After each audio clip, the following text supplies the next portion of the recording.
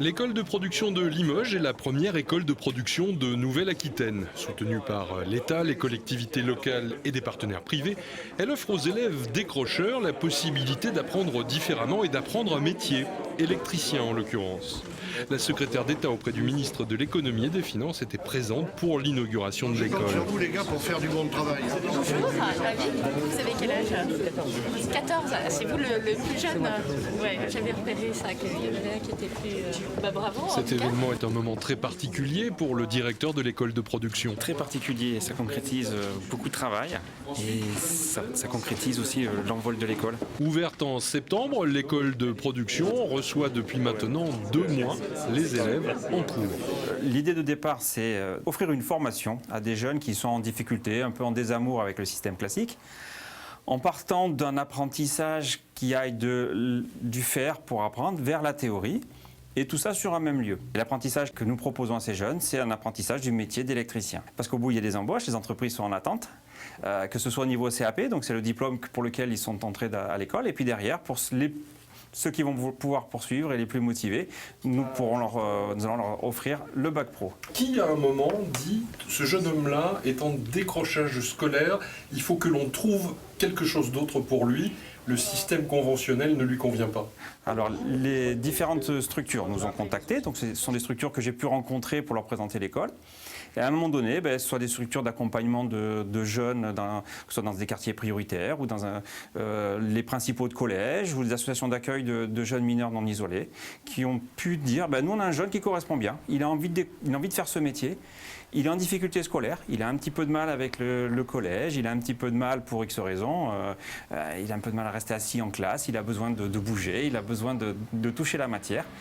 Eh bien, nous, on peut proposer une formation qui peut lui correspondre. La méthode est différente. La méthode classique, comme on peut dire, va être adaptée à 90-95% des jeunes, mais il y a toujours ces 5 à 10% des jeunes pour qui ça ne fonctionne pas. Ça n'a pas fonctionné. Donc il leur faut un autre environnement de travail, et c'est ce que nous pouvons proposer ici à ces 5 à 10% de jeunes qui n'ont pas trouvé de voie satisfaisante pour apprendre le métier d'électricien. C'est sur le photo, c'est comme ça, comme ça.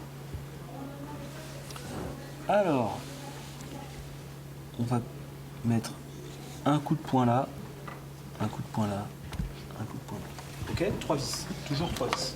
D'accord. Pourquoi? Parce que si on met que 2 vis, s'il y en a une qui casse, ça tombe. Si on n'en met qu'une seule, ça... Alors on apprend le métier d'électricien, principalement en bâtiment, puisque nous faisons passer aux jeunes le CAP d'électricien, les prépare en 2 ans. Nous, la particularité, c'est qu'on part de vraies productions, réalisées par des clients qu'on a démarchés. Donc là, en l'occurrence, c'est des tableaux Legrand. Donc c'est une production que doivent réaliser les jeunes. Et pendant la production, moi, je leur apprends les différents termes techniques précis qu'ils ont à connaître. En l'occurrence, là, c'est des disjoncteurs, les peignes et ainsi de suite, tous les termes techniques qu'on a à voir. Suite à ça, il y a la démarche plus théorique, qui est quand on est en salle de cours, en technologie.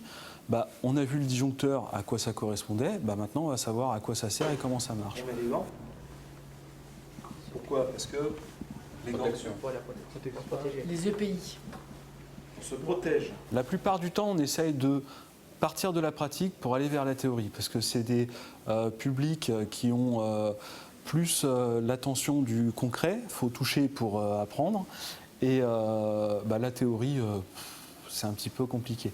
Donc en fait, le fait de passer de la pratique en premier lieu, on a touché, on sait ce que c'est, on l'a vu, on l'a manipulé, c'est plus facile de leur apporter des éléments théoriques, et ils sont même beaucoup plus attentifs par rapport à ce qu'on peut leur dire, et beaucoup plus intéressés, parce que on a vu, j'aimerais bien savoir comment ça marche. Et là, il y a ce qu'on appelle le pointage. C'est un pointeau pour pointer. Pour moi, de la pratique, c'est de la pratique et c'est ce que j'aime. Ouais, à 70% d'atelier et 30% de matière générale. Donc c'est plus facile pour apprendre le métier. C'est un métier d'avenir. Il y a du travail là en ce moment? Oui, beaucoup. Ils cherchent beaucoup de personnes pour travailler. Il y a beaucoup de débouchés.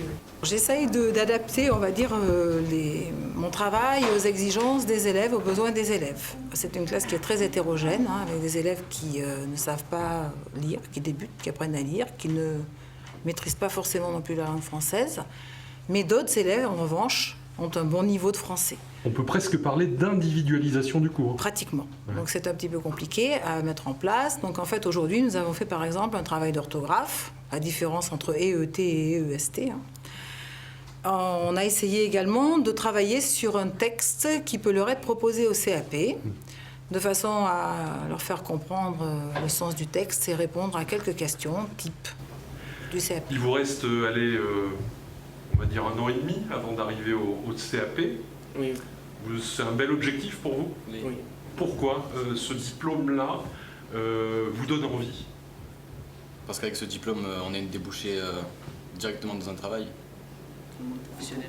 On pourra travailler comme ça. Et est-ce que certains d'entre vous ont imaginé poursuivre après le CAP parce que ça va être possible? Alors moi j'ai pour un CAP, un bac pro et enchaîné par un BTS. Et c'est un beau programme là devant toi. Parce qu'après le CAP, bac pro, BTS, c'est au moins 4 ans de plus derrière. Il y a 2 ans le bac pro, après encore 2 ans de BTS. On a pour objectif effectivement d'avoir 2 promos de 12, CAP première année, CAP deuxième année. Et pour le bac pro, on pense que la moitié des élèves ira travailler avec le CAP et une autre moitié aura envie d'aller jusqu'au bac pro. Donc, ce qui nous fait en rythme de croisière 35-36 élèves dans l'école.